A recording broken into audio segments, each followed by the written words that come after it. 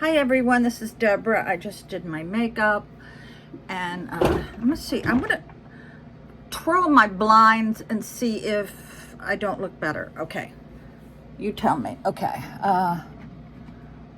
is that better? I got my pajamas on. I'm getting ready to get dressed. I just took my trash out, made up my bed, and did all my dishes. But here's my three-part story. It's about meeting with the principal. I lived in Winchester for my first and second grade, and very rural area. My parents owned 300 acres, and I was riding the bus. It took almost 40 minutes for me to get home on the bus. And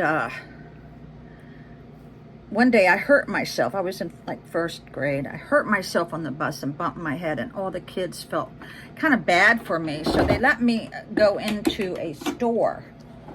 It was an old store called Siler's Market in Winchester in Gainsborough, and all the older kids would get out and get a candy bar.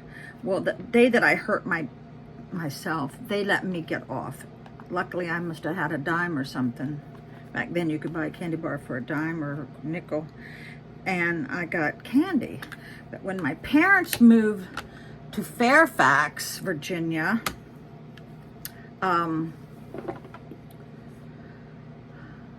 didn't like it.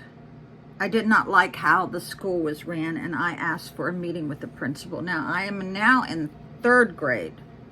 So I go into the principal's office. Now, I don't know how many of you all would have had the nerve to do this. Went into the principal's office, and I said, we need to have a meeting. I don't like how this school's run. He goes, what do you mean? I said, the bus driver doesn't stop at the store so we can get candy. They could even stop at the 7-Eleven, because, back in Fairfax at that time, there was 7-Elevens on every goddamn corner. Yeah, I had a meeting, and he called my mother, and I guess they had a good laugh. I don't know, but so here's another story about that time. My sister, who's passed, she was on dialysis for 16 years. My father had an old mail truck, and with the sliding glass door. Now, but this mail truck was probably from the 40s, because my father did ceramic tile, so he needed that kind of a truck to do his tile work. So he took us to that same market, Siler's Market. There was like 8 inches of snow, and the door, my sister Bonnie, the door slid open because we were sitting in the back. Back then, you didn't need seat belts, people. We were just sitting on the floor, and she had just gotten her bag of penny candy. The door slid open, and she fell out. Bonnie was not as tough as I was. I think it's because she was born with diabetes, if you know what I mean. I don't know if there's such a thing, but she slid out with holding onto her bag of candy. And I reached out to try to get her, and she would not let me get her until she got that bag of candy. So that's a fond memory of her. But here's another story about when I was in 4th grade. My parents had 5 children, so they didn't have the time to do homework with people. We were all on our own, okay? And I was struggling with fractions. I kept getting D's. I couldn't understand them, and the teacher wasn't saying it in such a way that I understood.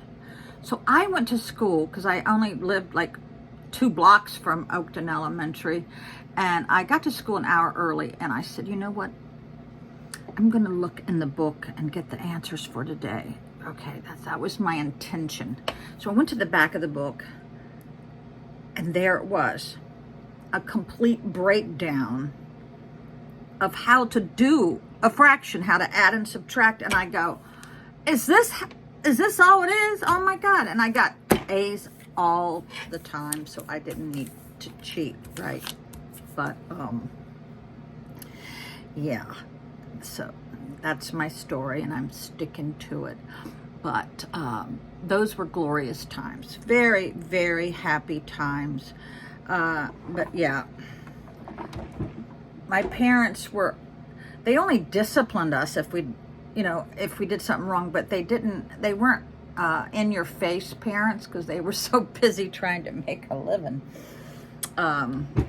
So I hope you enjoyed my 3 stories, and keep watching. I got some really good videos coming up, and one of them's about Social Security. Bye.